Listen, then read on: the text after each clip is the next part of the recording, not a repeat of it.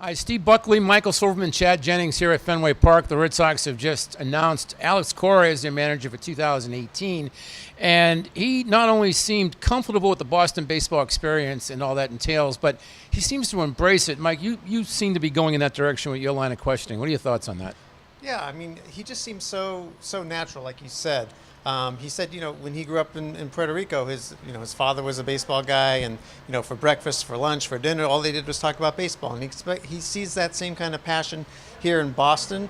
And in my mind, that tells me that that makes a lot of sense. This guy, it's one of the reasons he's a good fit here. He's obviously a baseball lifer. He has a great baseball mind. He's sharp. He's young. He's very energetic. I noticed that as well. Very positive. So those are some of the things I was struck by. And Chad, where are you going with this tomorrow? Well, one thing that struck me is we questioned a lot about bringing in a first-time manager into an experience like this, into a situation like this. And it became clear from hearing Cora talk and from hearing Dombrowski that he's coming out of a bench coach year with the Houston Astros, a team known for analytics and known for an ability to filter those analytics into the clubhouse and make players buy in. And that seems like that's going to be one of the big things for him is he talked about the need for there to not be a separation between different departments, that everyone there has to be sort of a real cohesion between the guys who are doing the numbers, the guys who are setting the lineup, the guys who are playing. And I think that may be one interesting thing that I think the Red Sox are hoping anyway, that he can bring into the clubhouse, is bring those numbers into the clubhouse in a way that the players don't fight against, but rather appreciate as a way to get better. See, that's interesting, because something I gleaned from this press conference today, if you go back to when Dave Dombrowski was named president of baseball ops, and Mike, you were there, Dombrowski expressed a lot of surprise by the analytics department at Fenway, which they didn't have in Detroit. Alex Cora, speaking with the media today, talked about when Verlander came over and was shocked by all these analytics because he had been in Detroit. Alex Cora goes to Houston this year, had been out of baseball, had been working for ESPN, and was shocked by the amount of analytics. Do we just assume that everybody has this and that there are not teams that are as up with this as the Red Sox and Astros are? Yeah, it sure seems like that. I mean, that's a great example about Verlander. And I think in many ways, it's felt to me almost as if Alex Cora is as up to speed about being in Boston as Dave Dombrowski is. Like, he's been here for 2 years now. Yeah, he might be. And Dave Dombrowski keeps hearing about how it's different to manage in Boston. It's like some of these revelations that perhaps if you grew up here or are an import like I am, you learn quickly that people are very, protective and parochial, and I think Dave is learning that, and Alex knows that. Well, another thing he talked about in regards to Houston is in that Game 7 of the World Series was that they had a plan. They went into that based on statistics, based on what they had.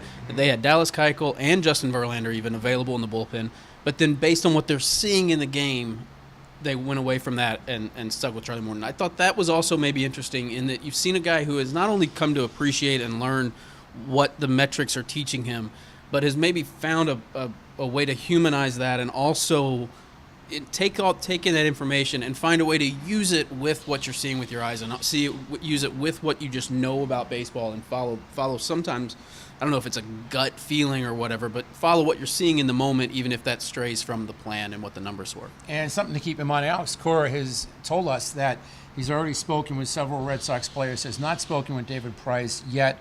Obviously, he plans to do so before spring training starts. He sounds, and again, he's not responsible, and this is what my take will be for tomorrow, is that Alex Cora is not responsible for what happened in the Red Sox in 2017, nor should he have to explain that. But he needs to make sure it doesn't happen again, which is why I think the most important thing he does during the offseason is have this meeting with Price and with Pedroia. Yeah, I mean, the issue with the Red Sox, if there was one, besides not winning at all, was the clubhouse atmosphere. We all know it was toxic at many times. And I think you're right, he shouldn't be held responsible for that, but it is going to be incumbent upon him to cure it and fix it.